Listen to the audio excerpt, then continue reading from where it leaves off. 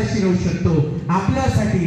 तर आपण पुढचे 17 मिनिट दम मारू शकत नाही. असं कधी होणार का? जेवण जरी नाही केलं तरी सर्वांचं पोट भरणार हे मी आताच सांगून देतोय. कारण पुढचे वक्ते फार छान आहेत माझ्या नंतरचे. मी भूक लावेल आणि ते बोलतील कदाचित. असो, सर्वप्रथम महाराष्ट्राच्या मातीला या गुलामगिरीतून काढण्यासाठी एक नाही तर दोन दोन छत्रपती घडवणाऱ्या निर्माण करणाऱ्या राजमाता राष्ट्रमाता जिजाऊंना वंदन करतो. शून्यातून विश्व निर्माण करणे, शून्यातून विश्व निर्माण करणे याचं जिथं जागतं उदाहरण. ज्यांचा विचारही मनात आला तरी रक्त सळसळ करतं आणि ज्यांचं नाव ओठावरती आला तर रक्त उसळ मारतं. असं आपले छत्रपती शिवाजी महाराज स्वराज्याचे धाकटे धनी. जगावं कसं शिकवलं ते शिवाजी महाराजांनी, मरावं कसं हे शिकवलं असे छत्रपती शंभू महाराज, शंभूराजे. प्रत्येक वडिलाला अभिमान वाटेल असा, प्रत्येक वडिलाला अभिमान वाटेल असा मुलगा, बाप से बेटा सवाई या म्हणीला तंतोतंत असं जोडणारं व्यक्तिमत्व म्हणजे आपले छत्रपती शंभूराजे यांना मानाचा मुद्रा.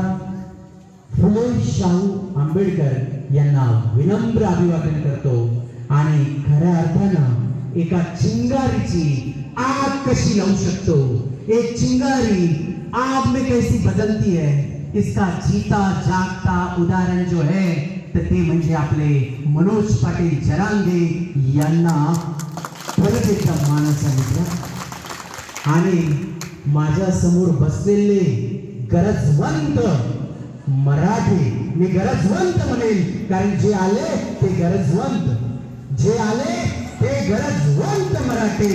एक मराठा, एक मराठा, एक मराठा. तर आपल्या ज्यांच्यासाठी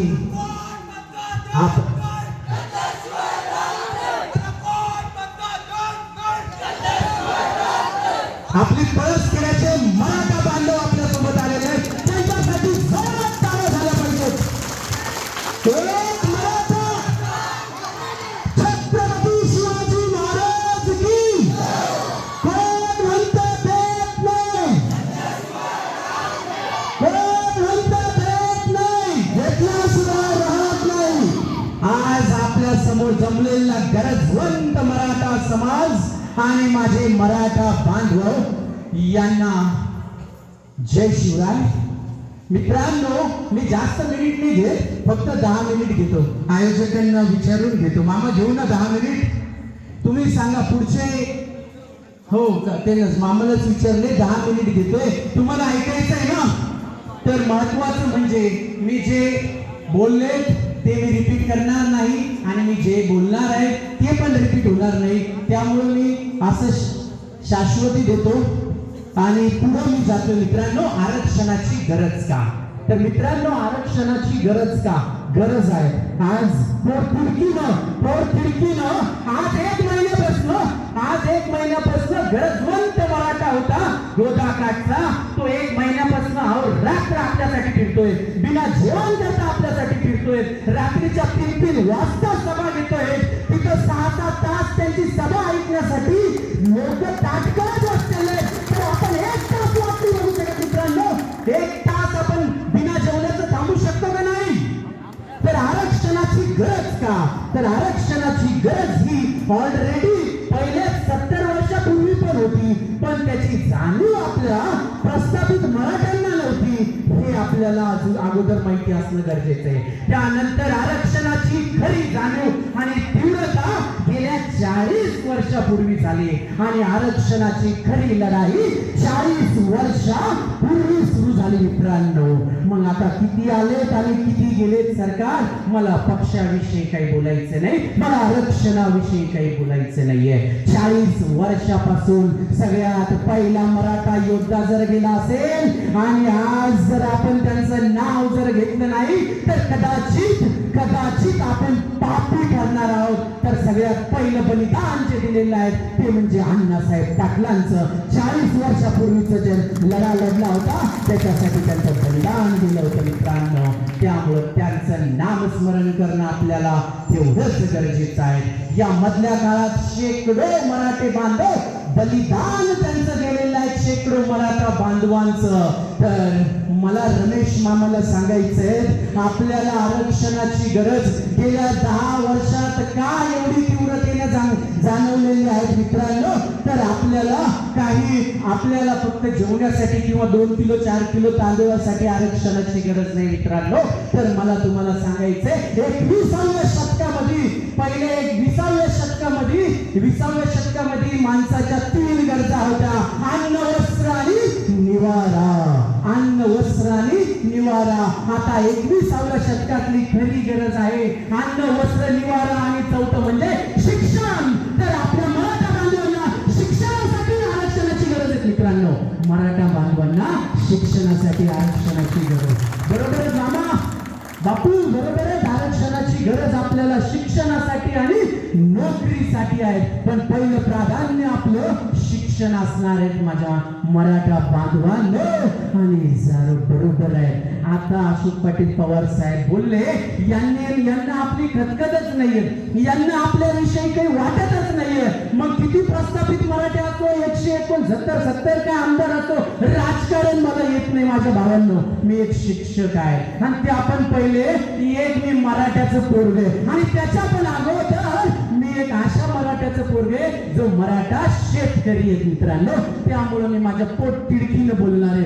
ऐकावं आणि हक्कानं ऐकावं हे माझं हक्काचं म्हणणं आहे. तर कदाचित तुम्ही मला जाणून घेणार असेल तर मला बोलायचं होतं, यांनी का बरं हे आपल्यासाठी रस्त्यावर येत नाही, ते कशाला येतील रस्त्यावरती? मामा पवार साहेब ते रस्त्यावरती कशाला येतील? ज्याची झडती ना त्यालाच कळती माझ्या भावांनो.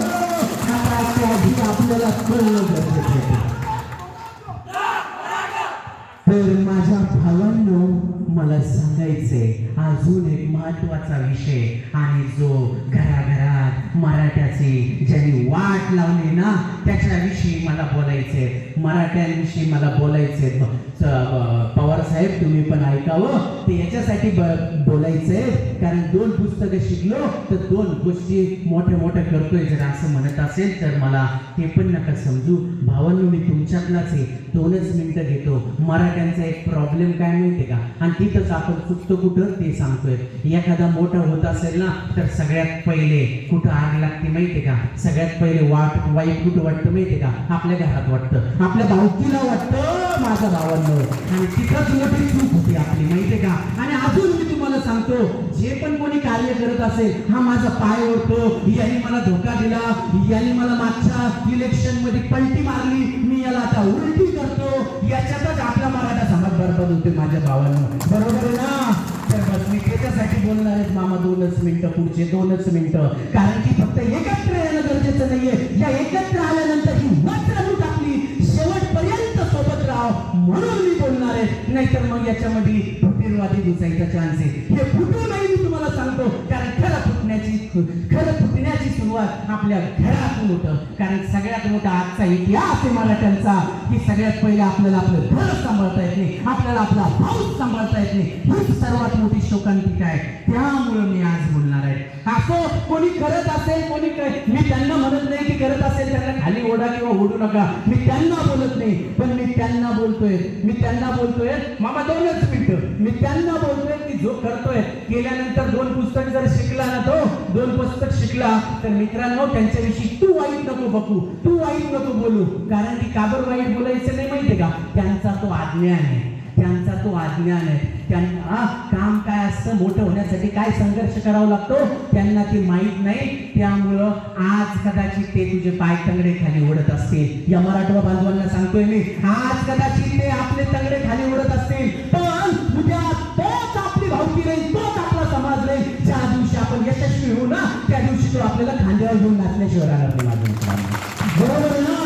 याच्यात काही चुकलं असेल तर माफ करा. 2च मिनिटात माझं पुढच्या 1.5 मिनिटात संपणार आहेत मामा माझं. आता राहिली गोष्ट पुढची.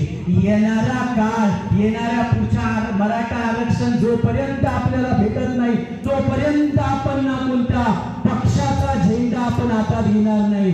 आपले जेवढे काही पक्ष असेल ते आपल्या घरी कुटी कुटी तर राहिले नाही. आता देवाला पण मी म्हणत मी एखादं काही जागा कोपच्यात नेऊन ठेवा. सगळ्यांचे पक्षाचे झेंडे कोपच्यात नेऊन ठेवा. अजून मराठा बांधवांना तुम्हाला मी आव्हान करतोय की येणाऱ्या जोपर्यंत आपल्याला आरक्षण भेटत नाही तोपर्यंत हा मराठा ना बहुजनवादी असणार आहे ना हिंदुत्ववादी असणार आहे. मराठा फक्त आणि फक्त मराठाच असणार आहे. इथेच सांगतो. जय जिजाऊ जय शिवराय. धन्यवाद. खूप चांगलं प्रदर्शन आदरणीय प्राचार्य आकाश